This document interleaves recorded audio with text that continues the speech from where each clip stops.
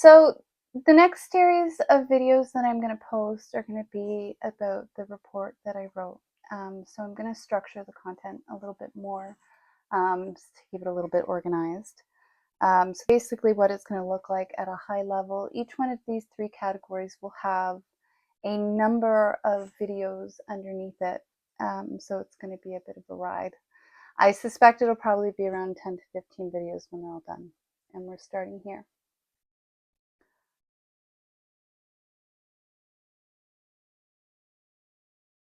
Just a couple minor administrative points before I dive into actual content. Number one, I didn't know that you could only have 5,000 Facebook friends. I didn't know that. I found that out. So if you friended me, I'm maxed out. I now have to go into friend management land, which I honestly will probably just avoid doing. So, so follow me. Follow me, and I'm sorry. Number two, as these get more serious, I'm going to try and post them as fast as I can. I'm not going for perfection here. I don't have to be perfect. I'm human, okay? What I'm trying to do is get this stuff out of my brain as fast as I can. I don't want to live here anymore. It hasn't been nice. The amount of hyper-focus that I've experienced to do this project is something that I have never felt before in my life. It's literally like I can't do anything else. So I'm blowing straight through this on purpose. Just understand that. Also, you may be thinking that I'm going to put on like a data hat to like sit in the professional side of what this project looks like. And just understand this, I don't have hats anymore. You're going to learn a lot about basically what happened to my life. But what happened at the end, like what's sitting here right now, is just basically because of neurological well-being. I don't have hats anymore. Okay, I am one person.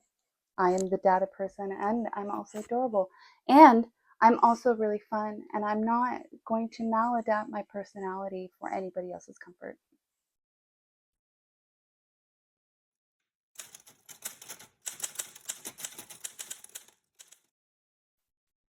No. I knew I was in trouble with my partner when the truth started to become malleable. Rage bypassed logic. And I started to get firsthand experience about how, when put into a position, the truth can be manipulated and embellished and basically twisted until it doesn't even look like truth at all. This is basically projection, and we're going to talk about it a lot. But when you're in a bipolarized relationship, which we'll talk about too, people project on both sides. It just looks counter, it looks completely opposite to each other. So I've started this, I guess, graphic is what we'll call it. You'll notice that there's a lot of white space, and that's on purpose. I'm going to start populating it. But for right now, let's just talk about projection. Because right now, for over here, it looks like gaslighting. They're projecting the negative connotations within your brain, but they don't really talk about the projection on the other side. And it's just as maladaptive, it's just not as harmful to everybody else. That's just harmful to you. And it's rose-colored glasses, right? That person's projecting their positive viewpoint onto the world. Very important concept, projection. Okay, and we're going to talk about it a lot, especially when I go more into the conceptual series, which will be later. Everybody assumes that people think like them. Okay, and this is wrong, 100% across the board. I think in many of these circumstances, there are not two sides to every story. There's one very apparent aggressor, and there's one person that's very apparently trying to get away. The concept of two sides to every story is fed by abusers to justify what they've done. The level of betrayal that I have had to experience in my life because I decided to love the wrong person, not only from my family, like my ex-partner, his family, but society in mass. Like, no wonder women don't want to do this anymore, right? Who would want to? I basically got abandoned while somebody was allowed to rip my life apart, like one chunk at a time, while everybody just watched and was, it's tough. You made your own decision. You made your own bed, Ash, right? Anyways, I'm still being slandered. So if you have heard my name, if my name has exited your lips and you've never talked to me, understand this. You're part of my abuse package.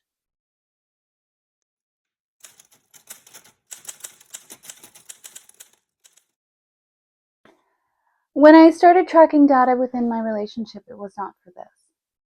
I started tracking it for therapy. And I think that's probably an early indicator. Like if I looked at the data really early on, I think that there was some signs, because basically what was happening was I was going to therapy with my ex-partner, but I couldn't remember any of the fights that happened. And early in the data, you can see instances of a recounting. Basically, it's like I would be repeating all of the things that were occurring out in verbiage, and that was because my memory was failing. And I knew that that was occurring. At that point in time, I had been diagnosed with a panic condition. And if you ask whether or not my panic condition was directly correlated with my ex-partner's anger condition, I would say yes, it was. Yes, it was. Not only was I aware of that, my ex-partner was aware of that, so was his family.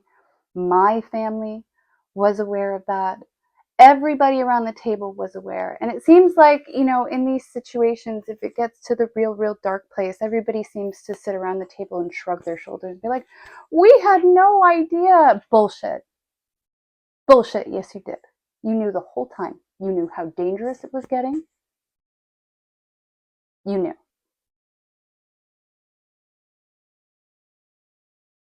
When the harassment started to increase and I was literally begging for help, like I was begging for help, I was tracking the numbers so that I could justify getting a restraining order. Now, I went in to get a restraining order and was asked for an affidavit and thought, fuck, that's stupid. Like, why the hell is this based on a promise note? Like, it's basically a metric. Harassment's a metric, right?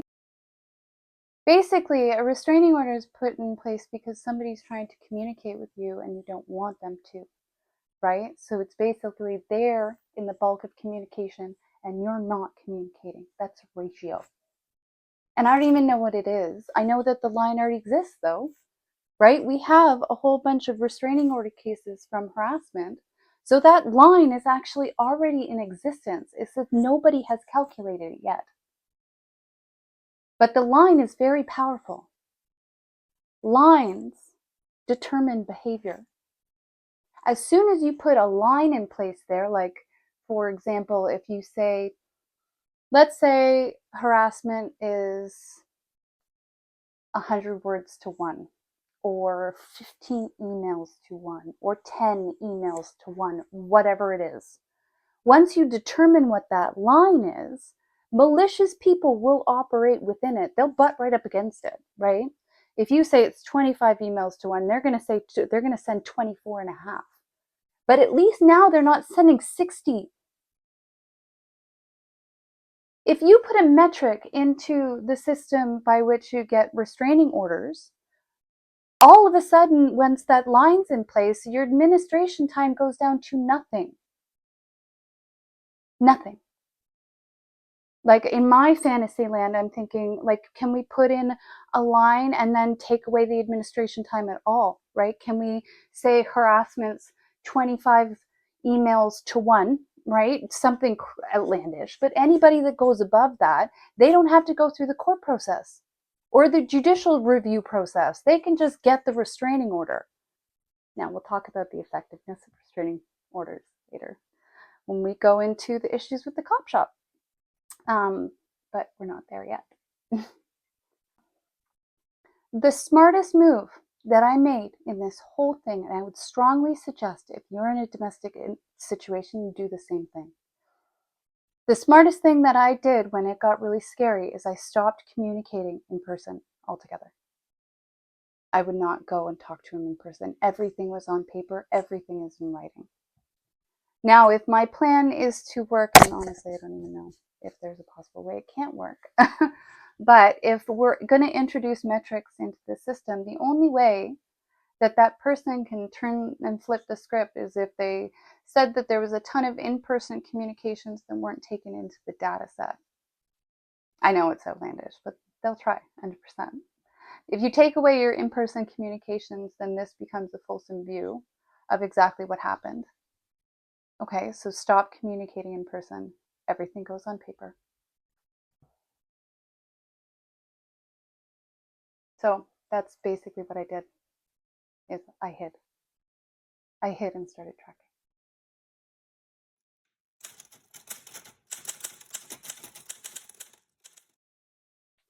Now, as I mentioned in a previous video, like I refuse to sink down to the dirty ass levels that have been used against me. Like I refuse to.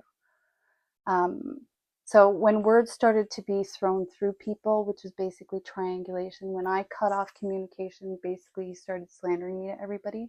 The only option I have to fight back against that is slandering him right back, right? It's literally like I have to become just as much of a piece of garbage to fight back through this. Like it's basically a garbage machine.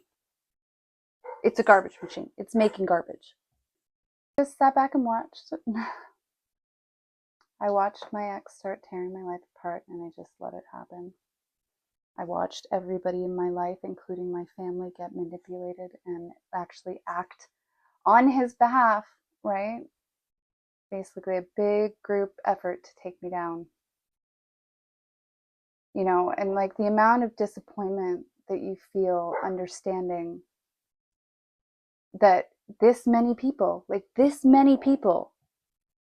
can be manipulated by a maladaptive force, like literally a bad person got you to do things for them. And like, I'm not mad, like I'm not sitting here on top of a pile of anger, but you know what I do question? Whether or not you should have the capability to vote. Because obviously there's a lot of trouble where your discernment lives. So that's what I did, is I holed myself up in my house and started getting to work. Now you'll notice that the end of the data set within the report, it's November 2024. So that's a year. That's a year I spent in almost complete isolation, holed up in my house in front of an Excel spreadsheet of basically, it, it was like this. I did this for here. It was like drinking poison. I basically spent 16 hours a day staring at my computer and crying.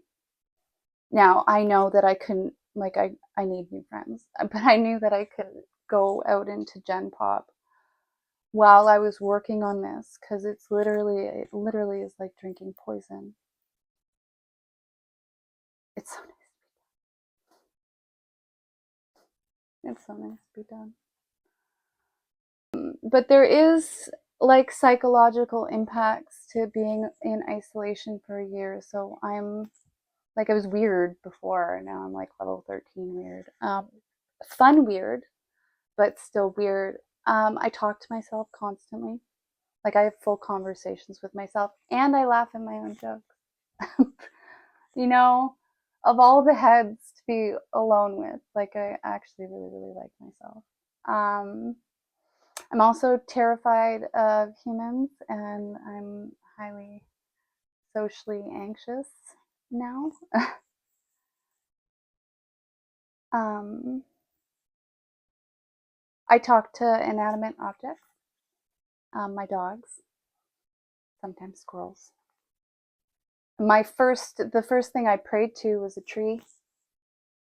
Um, but yeah, I'm trying to ease myself back out, but it's been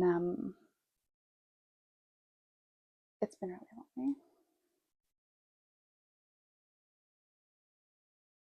I spent a year in isolation doing this work so that nobody ever has to again. So let's make some magic happen.